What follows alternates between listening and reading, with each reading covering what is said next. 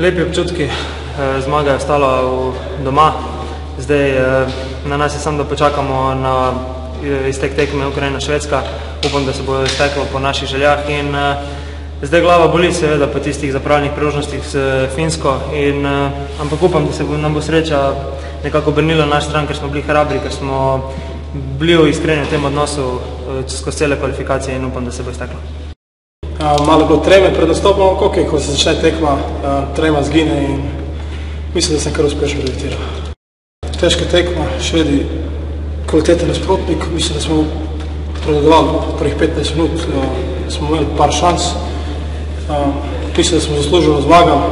Zdaj čakamo na razplet tekme med Švedsko in Ukrajino in upam, da nas bo sreča spremljala in da bo realizirala samo, tako da te fanti so si res zaslužili, smo si zaslužili ta play-off in upam na najboljše.